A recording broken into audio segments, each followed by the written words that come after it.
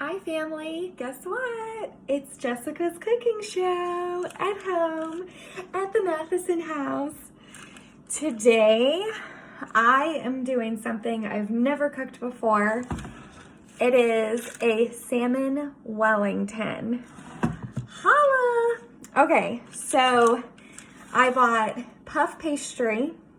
I used one sheet, cut it in half.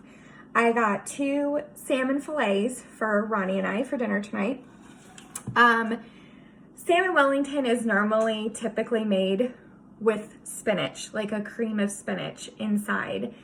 And then you have the salmon, the spinach, and then it's folded in the puff pastry until it's golden brown.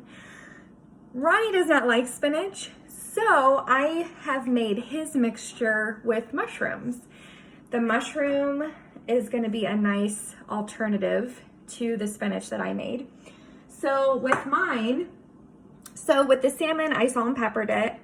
And then in a saute pan, I first made mine. Did a little, probably like a cup and a half of spinach.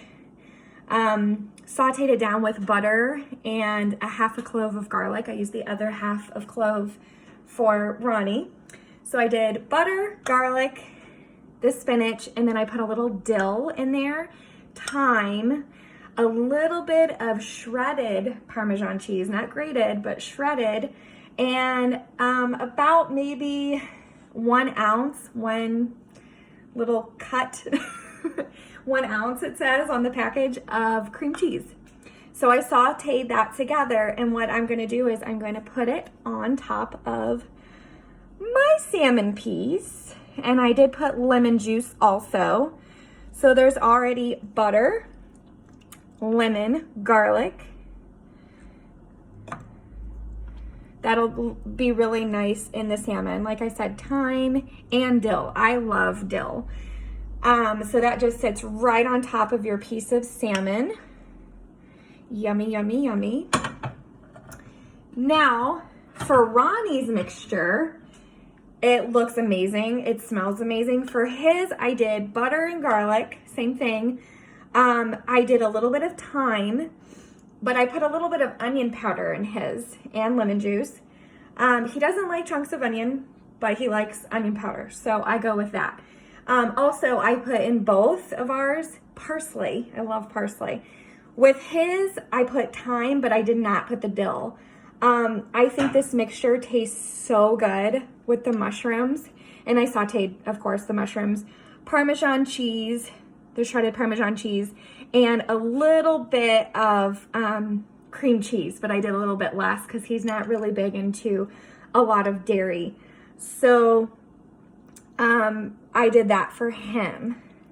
So I did not put the dill, but I don't think dill would be very good with the mushroom. This smells amazing. I love dill, but I think dill complements better with the spinach. So, and I wanted to go a little bit lighter on his. I got a good amount of mushrooms, but I didn't want to make it too much for him. I like a little bit more. So now let me just show you what the salmon looks like. I'm gonna just flip my phone over. I don't know if you're gonna be able to see very well. But that's the mushroom one. And then this one, mine is a little bit more creamy because I added a little bit more cream cheese, or the amount you're supposed to put. And then I put a little less for him. So there we go. That's a good shot. So that's what it looks like. Now for the puff pastry, you guys, this is actually a really easy meal to make. You could probably make it within 30 to 45 minutes to an hour, I guess, with full baking in the oven. You want to put for this puff pastry that I got, it's Pepperidge Farm in the frozen food. You want to go by that. So it said 400 degrees. You could do 390, 400. It's going to cook for about 20 to 25 minutes. Sometimes even maybe 30. But you just want to check and make sure it's golden brown. You don't want the dough to be raw still. You want to make sure it's cooked. So the last thing that I'm going to do, or one of the last steps, is I'm going to use my lovely silicone brush and do an egg wash inside the puff pastry.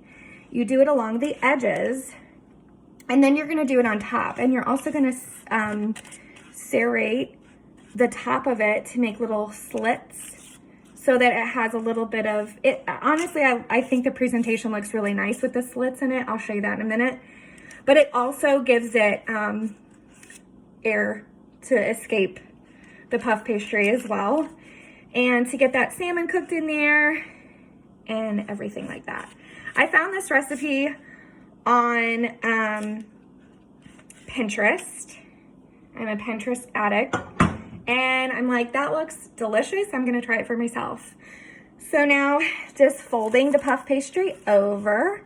I kind of rolled the puff pastry dough out a little bit more so that you could do 2 fillets. You probably could just use 1 sheet for one of the salmon, but I figured it actually works well for 2 pieces of salmon for 2 people.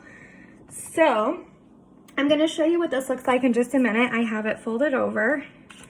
Like I said, it's honestly pretty easy.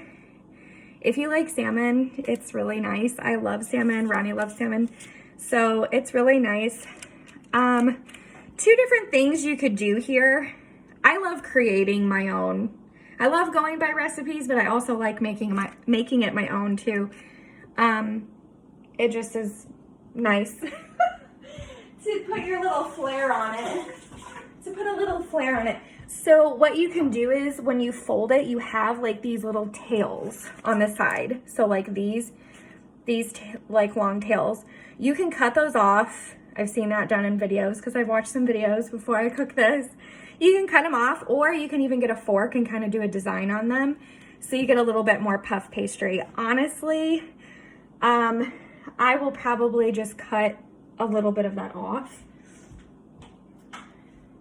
Don't mind this big knife. I'm also making sweet potato fries just for a little added side. So I'm just cutting the ends off. Like I said, you can cook that as well and just kind of have a nice tail and fork it, do a little fork design. But honestly, I'm just gonna cut it off. It's up to your preference. This time, I'm gonna cut it off. I know it's kind of wasting a little bit of that puff pastry. You could bake it, make it something, I don't know, but I'm just gonna toss it out. So don't judge me. Again, I'm making it my own. You do whatever you want. So now for the fun part, this is what I think makes it look really pretty. So to get that golden brown look on the puff pastry, you do your egg wash on top. Again, because earlier we did the insides around the edges. So you want to just do the ends and on the sides, just make sure it's nice and covered. I probably could have gotten away with just using 1 egg, but making 2, I wasn't sure. Again, this is my first time. So I did 2 eggs and I added a little bit of water just so that it would kind of be easy to spread around. Okay, so now I will show you what this looks like. So I put the egg wash, I don't know if you can see it really well, but I put the egg wash on both. I might just be able to flip up the camera again. Sorry. I wish I could turn it around as I'm filming, but it won't do that. Okay, so then I'm gonna go ahead and make the design across. So you cut like diagonally one way without it coming apart. And then you go the other way. So it gives it such a nice little cross design. It just makes for a really good presentation, and it also helps it cook through. So it's also easier to do this. I'm doing it with this big knife, but it's easier to do it with a serrated knife, which I'm gonna try for the other one. So let's see. So this one is a little bit of a serrated knife. I don't know if you can see that in the video, but oh, that cuts so much better. So much better. Oh yeah, baby. Oh yeah. That is so much better. I should have done that from the beginning. See, I watched some cooking shows on this, so I kind of got a little bit of nice tips and stuff. So I'm just so thrilled with trying something new and having such a nice meal. And I hope Ronnie appreciates it when he comes home. So, so now it looks a little messy, but it'll puff up and be beautiful. I have my oven preheated. So it's not completely preheated yet, but I will be able to pop that into the oven pretty soon. But that is kind of the finished look. I don't know if y'all can see that in the video very well. Oh, preheated. Okay, so I preheated my oven. Like I said, you could do 390 to 400. 400 is what it says on the package, but because I rolled it out a little bit thinner, I didn't know if it was gonna maybe make a difference. So now I get to put it in the oven. And I have parchment paper to line it just to make it easier to transfer it off nice and easy.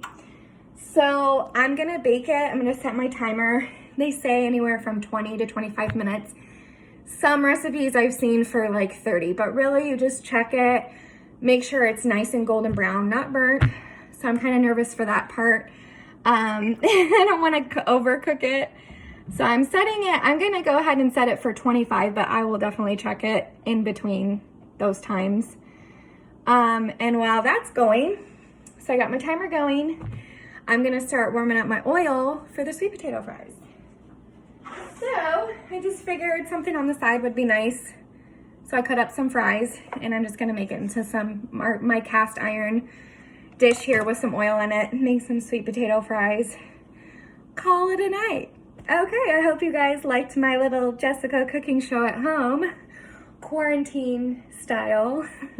Hope you guys are all doing well. Stay safe, stay healthy. Love you. Bye.